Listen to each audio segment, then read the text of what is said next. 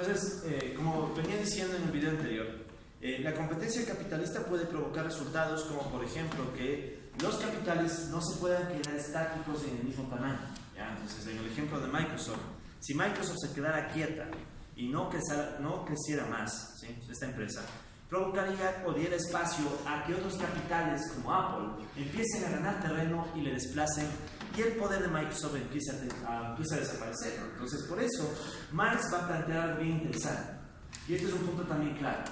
La ganancia capitalista es verdad que es un punto medular para el capitalismo, obviamente, pero más importante que la ganancia y el objetivo último del capital es buscar ganar más capital.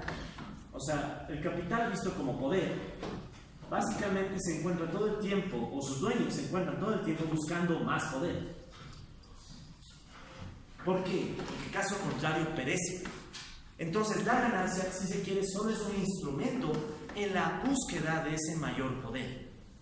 Y ese mayor poder, visto como un incremento del capital, lo vamos a definir como la acumulación de capital. ¿Qué es la definición? ¿Qué número es? Disculpe. 64, gracias. Entonces, planteamos la definición 64, que es la acumulación de capital. Vamos a ver. Entonces, ¿qué es la acumulación del capital? Primero, podemos decir, en cierta manera, disculpen un segundo nada más. A alguien se le ocurrió escribirme o llamarme justo esta hora. Ya, disculpen, ya. Entonces, en términos muy generales, se podría ver a la acumulación de capital como el incremento del capital. Ya, o sea, en términos muy genéricos, ¿no? Entonces, diríamos que la acumulación de capital básicamente puede verse como el incremento del capital. ¿Ya?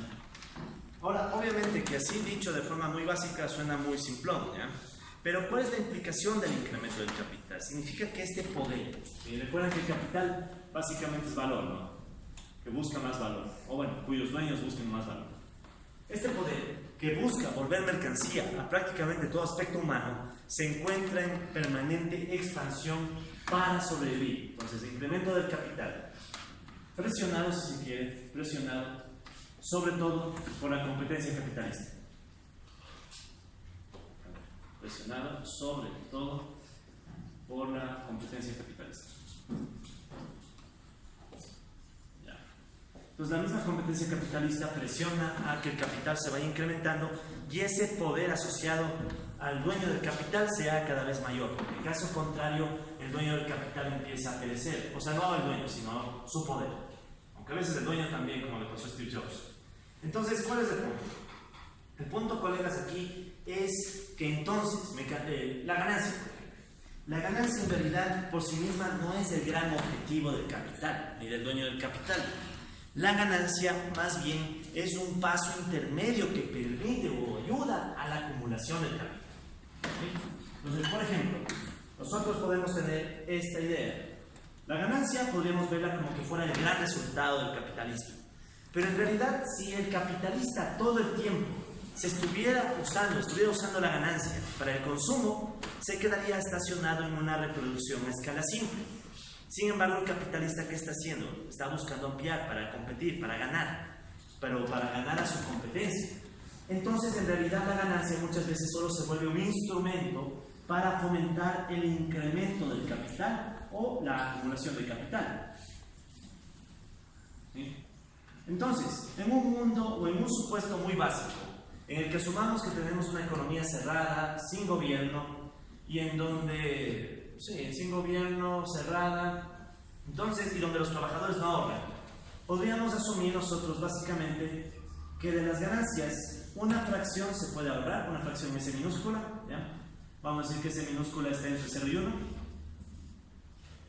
abierto, 0 y 1. ¿Sí? O sea, S puede tomar cualquier valor entre 0 y 1, y esa S minúscula, ¿qué representa? La fracción de ahorro que en una economía con los supuestos que he sugerido implica la inversión. ¿Sí? Entonces, en un mundo macro, esto básicamente significa que ahorro es igual a inversión. ¿De acuerdo? Pero obviamente nosotros Lo vamos a ver más desde el enfoque marxista, reconociendo que de la ganancia, una fracción que ahorren los capitalistas en un mundo sin gobierno, en un mundo de economía cerrada, en un mundo donde los trabajadores no ahorran, implica el incremento del capital. ¿Sí? Y de hecho, eso justifica el nombre que Marx le dio al inicio a la acumulación originaria. Es la acumulación originaria de capital. O sea, para que este proceso tome vida propia, en un inicio era necesario que la acumulación primero provenga de afuera, a través de los recursos de las colonias, por ejemplo. Pero una vez que ya se activó el proceso, el siguiente paso se autofinancia con las propias ganancias. Aquí recién el capitalismo está logrando lo que busca, que es que el poder en manos de los capitalistas empiece a crecer. ¿Sí? Entonces ya el chiste no es la ganancia se vuelve como un paso intermedio. ¿Sí? Entonces esa es básicamente la idea de la acumulación del capital, que rápidamente lo hemos puesto en la definición 64. ¿Ya? Entonces solo quiero ir en el mismo orden, así que estamos en definición 64. Ahora, obviamente que si nosotros tenemos que la ganancia provoca el incremento del capital, por las definiciones anteriores, va a implicar el incremento del capital constante y el incremento del capital variable. Entonces, ¿qué sucede? Que si aumenta K, también aumentará C y aumentará B. ¿De acuerdo? Y sabemos que dentro de estos términos hay precios. Entonces podemos ver que el capitalismo se vuelve todavía más complejo, porque cambia el capital total, cambia el capital constante y por tanto los precios y las cantidades, cambia el capital variable y por tanto pueden cambiar los salarios e incluso podrían cambiar las horas. Aunque bueno, en el corto plazo las horas tal vez sean más difíciles de cambiar, pero también cambian. Entonces, esa es la intuición básica de la acumulación de capital. ¿Sí?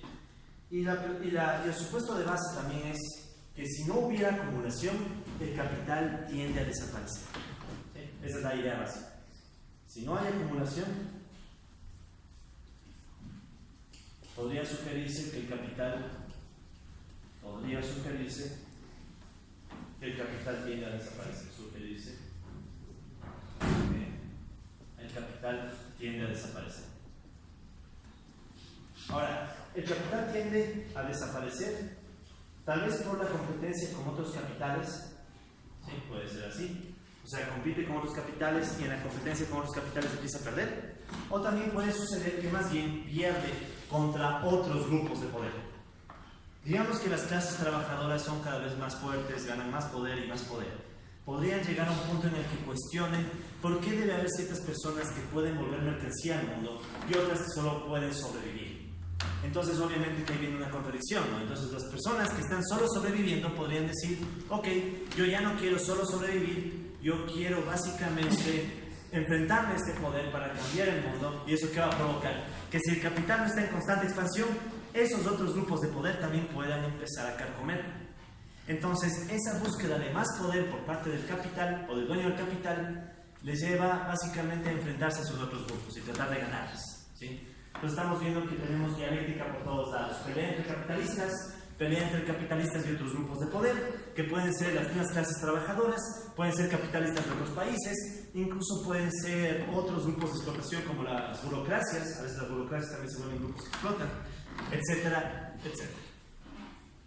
Con todo lo que hemos planteado hasta ahora, ya podemos por fin entrar a otro concepto que es vital del curso, y es la definición 65,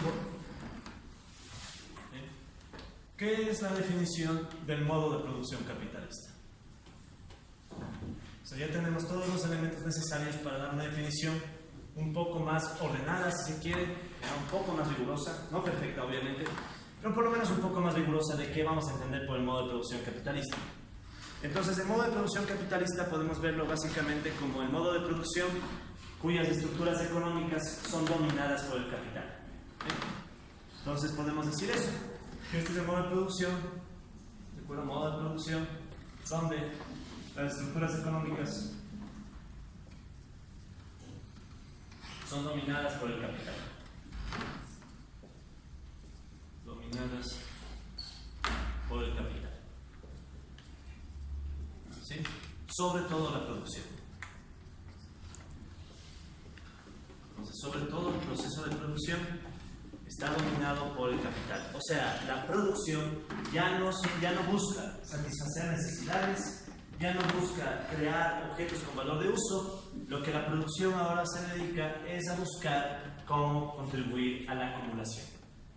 ¿Sí? Entonces ya no se produce, o sea, si se tiene que decidir entre producir medicamentos o producir comida de perro, si la comida para perro ayuda más a la acumulación que producir alimentos o producir medicamentos o lo que sea, me dedico a la comida de perro.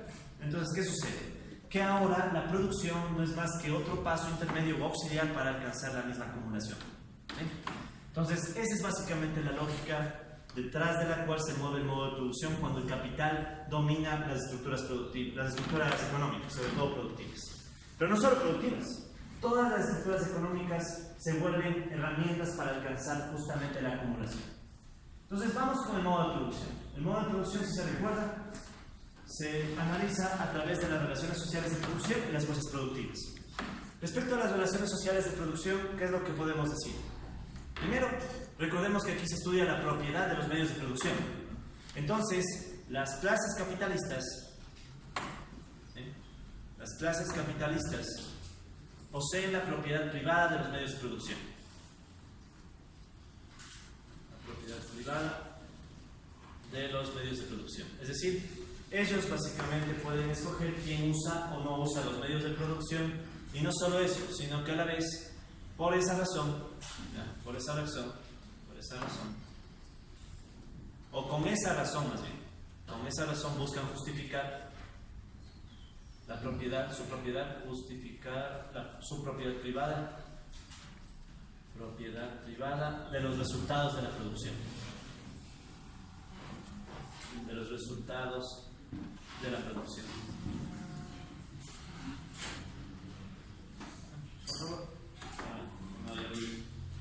Entonces, ¿cuál es la primera situación? Para los capitalistas, para las clases capitalistas, básicamente lo que importa es acumular. Colegas, por favor. No, pues más por el lado. Gracias. Entonces, las clases capitalistas se vuelven las que poseen la propiedad privada de los medios de producción y por tanto eso les justifica o tratan de justificar esa propiedad como, entonces como que usan esa propiedad de los medios de producción para justificar que también deben ser dueños de los resultados. Entonces alguien dice, bueno, usaste mi máquina, entonces lo que has producido es mío, porque es mi máquina. ¿Sí?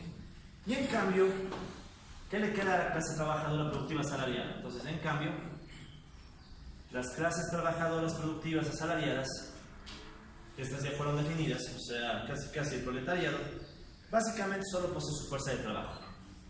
Prácticamente solo posee su fuerza de trabajo. ¿Sí? Y lo peor de todo es que usa esa fuerza de trabajo como mercancía para obtener dinero, básicamente un salario, y con ese dinero compra medios de subsistencia y, si tiene suerte, algunos otros medios de consumo. ¿Ya? Entonces, ¿cuál es el punto? Que mientras los unos poseen la propiedad privada de los medios de producción, poseen el capital, se apropian de poder, en cambio los otros tratan de sobrevivir. ¿Sí? Y si ya sobreviven, tratan de cubrir algunas otras cosas, pero tampoco es que ellos estén en capacidad de solos, no aislados. No pueden pugnar por el mismo poder que los capitalistas. Ahora, en conjunto eso es otra cosa, pero al menos aislados no. En cambio, ¿qué podemos decir sobre las fuerzas productivas? Entonces, ya esa es la idea básica de las relaciones sociales de producción. En cambio, las fuerzas productivas en el capitalismo, ¿qué tienen como características? Tienen como características cosas bien interesantes. Por el lado de la fuerza de trabajo, esta ya está especializada, y de hecho muy especializada, ¿sí? Puesto que hay división del trabajo y hay competencia, pues la competencia capitalista le lleva a que se especialice todavía más. Entonces, cada vez la fuerza de trabajo va mejorando más y más. Y en cambio, los medios de producción son cada vez más complejos y más sofisticados, más tecnificados por la misma competencia y la división del trabajo. Entonces, los capitalistas tienen cada vez medios de producción más sofisticados, mejores tecnologías, y al mismo tiempo la fuerza de trabajo está más especializada. Por favor. Ok. Entonces, esas son las primeras características del modo de producción capitalista. Eso con respecto a relaciones sociales de producción y fuerzas productivas. Ahora, cabría discutir también qué otras características tiene sobre las demás estructuras económicas. Entonces, cuando el modo de producción capitalista es dominante, Entonces, cuando el modo de producción capitalista es dominante, o sea, tiene el mayor poder estructural, entonces, ¿qué va a suceder? Entonces, vamos a tener así, tenemos las siguientes características. Las siguientes características en las estructuras económicas, en las demás estructuras económicas. Entonces, nótese que ya hemos caracterizado qué pasa en las relaciones sociales de producción y las fuerzas productivas. Ahora hablemos, en cambio, qué pasa con las demás estructuras económicas. Por ejemplo, ¿qué sucede en la distribución? Entonces, al fin ya se dio la acumulación originaria y eso cambia por completo la distribución, porque ahora los capitalistas reciben una ganancia. Entonces, a los capitalistas les toca recibir una ganancia, ¿ya?, que sabemos que se basa en explotación laboral, al menos según la teoría objetiva del valor, la teoría más cercana a Marx. Y en cambio, para la clase trabajadora productiva asalariada, lo que se recibe son los salarios. Todo el dinero, ganancias de dinero y salarios, también el dinero, salarios. Entonces, esa es la distribución, ¿no? Y esto ya empieza a hacer sentido incluso con lo que decía Ricardo. Cuando Ricardo decía que lo importante es estudiar la distribución entre salarios para los trabajadores, ganancias para los capitalistas y obviamente renta para los terratenientes. Ok. ¿Qué pasa en cambio con la circulación? Entonces ya tenemos cómo distribuye. Ahora, ¿cómo se distribuyen las mercancías dentro del capitalismo, del modo de producción capitalista? Pues vamos a decir que surge un nuevo ciclo de circulación, ¿sí? Y le vamos a llamar ciclo de circulación del capital productivo. Entonces, ¿cuál es el ciclo de circulación del capital productivo? Entonces, ¿qué queremos decir con capital productivo? No queremos decir que el capital produce, porque el que produce es la fuerza de trabajo, sino que este es el capital que se mete en la estructura de producción, ¿ya? Entonces, para el capital productivo tenemos que ya no se empieza como en la producción mercantil simple, con mercancías, se empieza con dinero. Voy a poner un índice sub T para decir que es dinero inicial. Entonces, se tiene un dinero inicial. Con ese dinero inicial se compran mercancías iniciales. ¿Cuáles mercancías iniciales se pueden comprar? Medios de producción y fuerza de trabajo. En T. Luego, tanto los medios de producción como la fuerza de trabajo se les pone a interactuar en la producción y como resultado de la producción se obtienen nuevas mercancías de más uno y esas nuevas mercancías se venden y se obtiene nuevo dinero de T más uno. De tal modo que todo esto empieza con dinero y termina con dinero. Por tanto, el chiste, recuérdense que el valor del uso del dinero ya no es importante. Y esa es una diferencia clave. En el modo de producción mercantil siempre era mercancía, dinero, mercancía. Entonces el chiste era que la mercancía final tenga un uso distinto a la mercancía inicial. En cambio aquí no. Los dineros no importa su valor de uso. Lo que importa es que representan valor. Es lo que interesa. Entonces, si se da este proceso, lo que le interesa a los dueños del capital es que DT más 1 sea mayor a DT, o sea, el dinero final obtenido sea mayor al dinero inicial, lo cual necesariamente implica o significa que se busca que las ganancias sean positivas. Y si recordamos nosotros de nuestra ecuación de la ganancia, esto va a implicar que ρ, epsilon, omitiendo subíndice, bueno, pongamos IJMU, sobre epsilon promedio tiene que ser mayor a W IJMU. Es decir, debe existir explotación. Sobre todo también esto rige si recordamos el teorema fundamental marxiano de O'Keefe. Entonces, ¿qué significa? Básicamente estamos diciendo que en el modo de producción capitalista la circulación ya no es mercancía, dinero, mercancía, ¿sí? Aquí solo un recordatorio. En el modo de producción mercantil simple era mercancía 1, dinero, mercancía 2. Entonces el chiste era que el valor de uso de la mercancía 1 sea diferente al valor de uso de la mercancía 2. O sea, lo importante es el valor de uso. Produzco una guitarra, obtengo dinero con la venta de la guitarra y compro tallarines. El chiste es que los tallarines se usan de diferente forma que la guitarra. Porque si se usaran de la misma forma, Dios nos salve. Lo que pasaría más bien es que ¿para qué estoy vendiendo la guitarra? Me comería la guitarra. Pero obviamente los usos deben ser distintos. En cambio, aquí no importa el uso. Lo que importa es tener más dinero, generar ganancia y después usar la ganancia para retroalimentar el proceso y hacer que sea cada vez más grande. ¿Sí? Retroalimentarlo y hacerlo más y más grande. Eso es con la distribución. ¿Qué va a suceder con las demás estructuras? Nos falta analizar consumo y reproducción. Sobre el consumo, ¿qué podemos decir? Obviamente, hace rato ya desapareció la necesidad, ya no tenemos necesidad del alto consumo. Eso es obvio. Entonces, ahora, ¿qué se busca en el consumo? Entonces, consumo. En el caso de la clase trabajadora productiva asalariada, o sea, los asalariados, básicamente el consumo principalmente es de subsistencia, y en países como los nuestros, si es que hay suerte, tendremos la capacitación, los componentes históricos morales y algún lujito, como ir al estadio, alguna cosa, ¿sí? Etcétera. ¿Ya? Es decir, ese es el consumo de las clases trabajadoras productivas asalariadas. Evidentemente ya no es autoconsumo. Para consumir esto tendrán que ser el intercambio: mercancía, fuerza de trabajo, dinero, mercancía, medios de consumo. Y en cambio a los capitalistas, ¿qué pasa en cambio con los capitalistas? Subsistencia. Sí, pero del poder. Y es interesante porque cuando el capitalismo empieza a dominar, hasta el consumo es una forma de reflejar poder. O sea, yo puedo ser capitalista, pero también tengo que actuar como capitalista, verme como capitalista, pensar como capitalista. Lo cual no necesariamente significa ser opulente, ¿no? O sea, en nuestros países medios periféricos sí, los capitalistas exageran, o sea, ya les gustan dar opulentes de más. Pero en cambio en otros lados no están tan opulentes. Pero me refiero más bien a que deben buscar la subsistencia en la competencia, ¿sí? Entonces tienen que gastar y consumir para estar activos en la competencia, ¿sí? Entonces muchas veces se pueden dar gastos de consumo para demostrar que se tiene más poder que los capitalistas. Pero ya es otra lógica, es decir, es obvio que para los capitalistas el problema de la subsistencia de la persona o la subsistencia de la familia ya no es importante. Y finalmente, la reproducción. ¿Cómo se da la reproducción en el capitalismo? Lo más probable, porque siempre puede haber accidentes, pero lo más probable es una reproducción a escala ampliada. A escala ampliada. Para explicar este último tema de la reproducción a escala ampliada, Marx planteó algo que se conoce como los esquemas de reproducción del capital.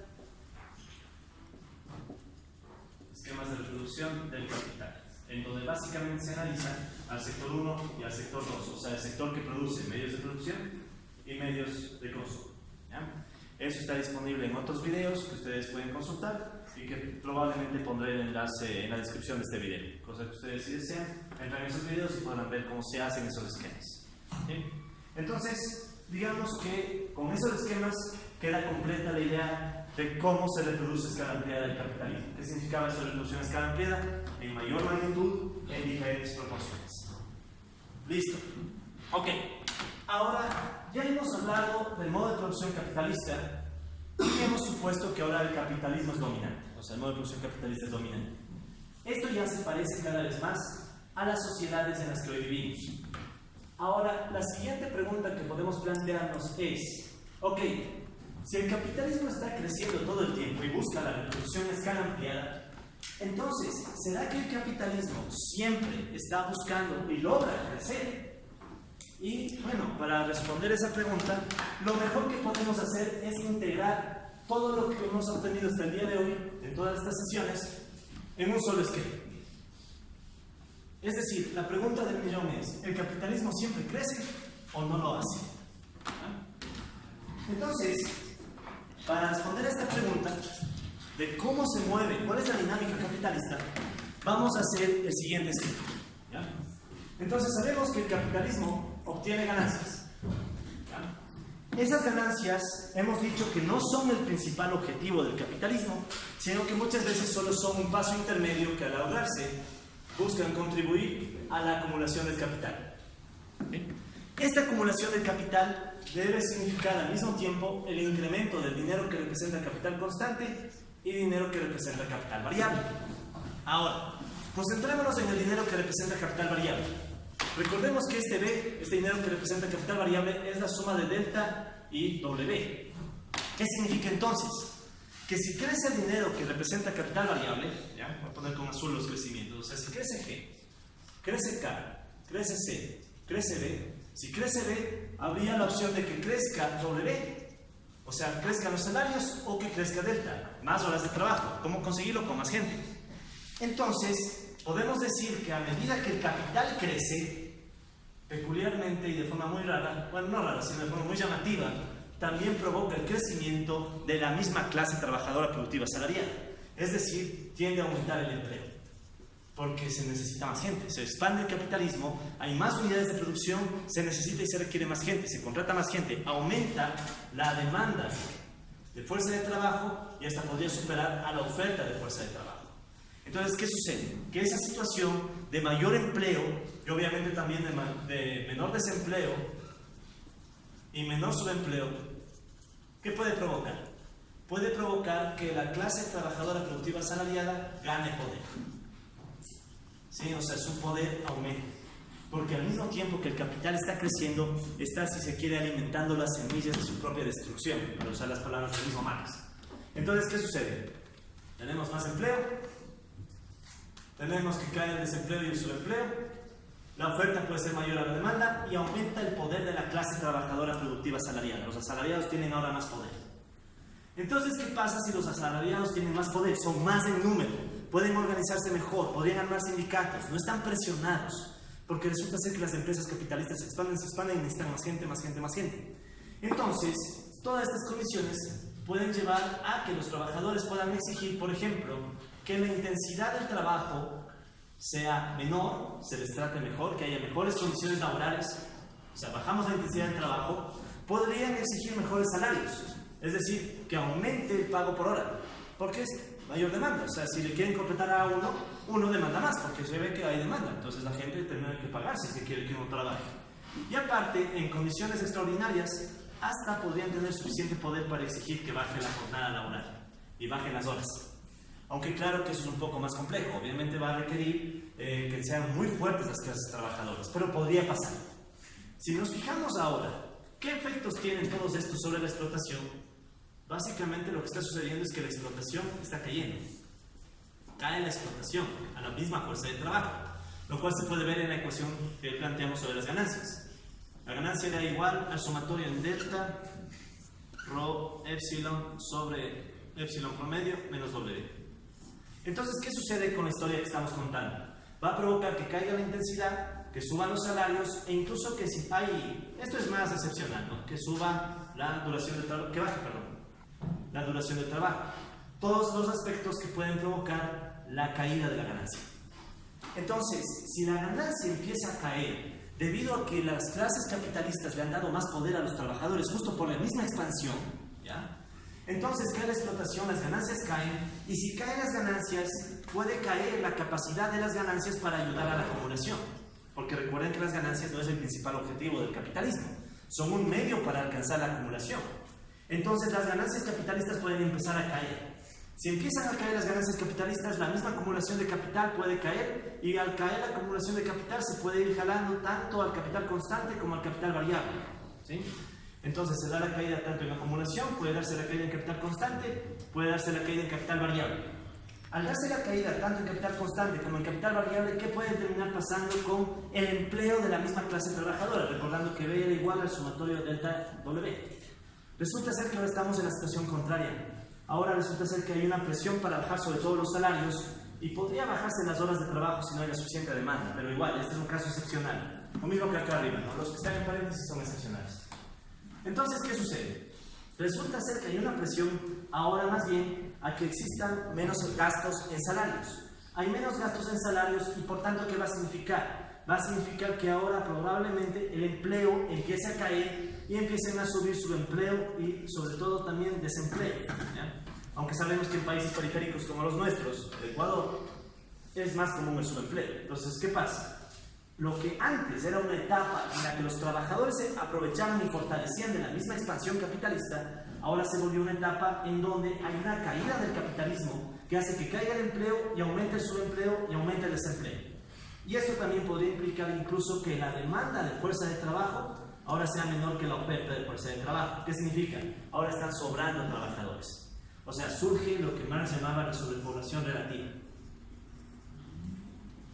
Pero ¿por qué se les llama sobrepoblación relativa? No porque estén sobrando, porque tuvieron muchos hijos, como decía Malthus, ¿ya? Aunque Malthus era un reverendo y era una buena persona, pero quería que haya menos gente. Pero en cambio para Marx, y ahí entra polémica con Malthus, él dice el problema no es la sobrepoblación por más gente, es sobrepoblación por la misma estructura del modo de producción en el que se vive. Y si estás en el capitalismo, hay una etapa en donde esta caída del salario, porque las ganancias cayeron, porque cayó la explotación, lleva a que haya menos empleo, sube su empleo, sube el desempleo, la demanda es menor a la oferta y por tanto la clase trabajadora productiva asalariada pierde poder. Se da caída de poder ahora, los trabajadores ya no pueden estar en la misma condición de antes, y eso ¿qué va a llevar? Va a llevar a que sean más vulnerables a que se les pueda incrementar, por ejemplo, la intensidad del trabajo. O sea, se les puede provocar o presionar a que trabajen con mayor intensidad, se les puede bajar el salario y hasta se podría aumentar la duración del trabajo con más horas. Entonces, ¿qué sucede? Que ahora la intensidad sube, te sacan más del aire con la amenaza de despido, por ejemplo. O sea, si tú empiezas a decir, ok, no quiero aceptar más intensidad, de acuerdo, te votamos y conseguimos a alguien más porque ahora está cayendo el empleo, o te bajan los salarios, o incluso podrían aumentarte las horas de trabajo, aunque eso es más excepcional. Entonces, ¿cuál es el punto? El punto es que la clase trabajadora se vuelve más débil y es más sujeta a que ahora la explotación crezca. Entonces ahora la explotación está aumentando. Aumenta la explotación, ¿sí? Esto era con rojo, disculpen, esto es aumenta la explotación. Antes estaba cayendo, entonces antes caía la explotación, ahora aumentó la explotación. Y al aumentar la explotación, eso que provoca nuevamente nuestra ecuación de las ganancias. Entonces las ganancias, que eran nuevamente el sumatorio delta rho epsilon sobre epsilon promedio menos W, enfrentan una condición distinta a la anterior. Ahora estamos viendo que la intensidad está subiendo, o los salarios caen, o incluso puede aumentar la duración.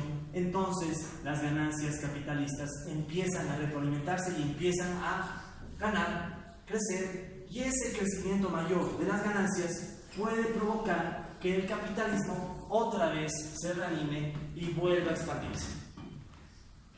Esta situación es básicamente la que nos puede llevar a concluir que el capitalismo no necesariamente está creciendo siempre, sino que, y voy a ponerlo aquí, si hiciéramos una gráfica en el tiempo, tenemos aquí el tiempo y aquí tuviéramos, por ejemplo, la acumulación de capital, lo más probable es que en vez de ver una tendencia de crecimiento lineal, empecemos a ver ciertos comportamientos más bien cíclicos, en donde tengamos una etapa, de hecho, seamos consecuentes, ¿ya? Con colores. Tengamos una etapa de ciclos donde hay expansión en azul, ¿sí? Las expansiones en azul, y otras etapas en donde más bien se dan caídas, ¿sí? Entonces, a las etapas de expansión que están en rojo, a las etapas de expansión que están en azul, Marx les puso el nombre de etapas de animación. Etapas de animación, ¿sí? Que corresponderían con toda la parte que está acá arriba del análisis que hemos hecho. Esta sería la etapa de animación. Y en cambio, lo que podemos ver del otro lado es lo que Marx llamaría la etapa de crisis. ¿Sí? Que sería en cambio todo lo que está pasando de este otro lado. La etapa de crisis. Ok. Entonces, en consecuencia vemos que el capitalismo tiene un comportamiento mucho más complejo del que podría esperarse en un primer momento. Pues obviamente el capitalismo está enfrentando a sus propias contradicciones, que es la propia clase trabajadora, que en ciertas etapas gana poder y en otras etapas pierde poder, ¿sí? Entonces el capitalismo no está en una expansión permanente. Ahora, este esquema que yo he presentado obviamente es súper simplificado, obviamente que requiere más cosas, pero nótese que ese sería el intento de tratar de recoger todas las piezas del modelo, o todas las piezas de la interpretación marxista. Porque tenemos la ganancia, por detrás está la tasa de ganancia, es decir, todas las piezas que podrían llevar a que el capitalismo tenga este comportamiento cíclico y a la vez, por tanto, contradictorio. Y en donde los trabajadores se vuelven, como quien dice, la pieza de ajuste, ¿sí? O sea, como que aquí la mayor ganancia que tienen los trabajadores en épocas de animación y la caída de poder de los trabajadores en épocas de crisis justamente empieza a generar estos ciclos, ¿ya? Y quiero recalcar para terminar este video qué sucede sobre todo para salir de la etapa de crisis, ¿sí? La etapa de animación tiene un momento, tiene una lógica, pero sobre todo, ¿cómo hace el capitalismo para salir de sus crisis? Porque esta de aquí es justo la etapa de salida de la crisis. Al menos desde el enfoque marxista, el capitalismo sale de sus crisis, aumentando la explotación. Entonces la lógica es esa. El capitalismo está cayendo continuamente en etapas de crisis que tratan de ser superadas haciendo que los trabajadores se saquen más del aire. Por ejemplo, puedes aumentar el periodo de prueba de un trabajador. Al aumentar el periodo de prueba de un trabajador, ¿qué logras? Logras presionarle a que durante el periodo de prueba trabaje con más intensidad a ver si logra ganar su puesto. O puedes bajar los salarios, ¿sí? Cuando realmente la situación es mala, puedes bajar los salarios, por ejemplo, no reconociendo horas extra, poniendo salarios por obra, poniendo salarios a destajo, etc. Y en peores situaciones hasta podría subir la duración, como en Ecuador al rato se anda sonando la posibilidad, al menos hasta el video que se está haciendo, todavía no se está trabajando 12 horas seguidas sin horas extra de por medio, pero se está buscando eso. Entonces, ¿qué sucede? Que al menos según el marxismo, la crisis se paga por parte de los trabajadores con mala explotación y no por lado de los capitalistas. Aunque, ojo, los capitalistas también pueden caer, pero obviamente no es que se le cobra más a los capitalistas por la crisis, no, se les cobra normalmente a las clases trabajadoras.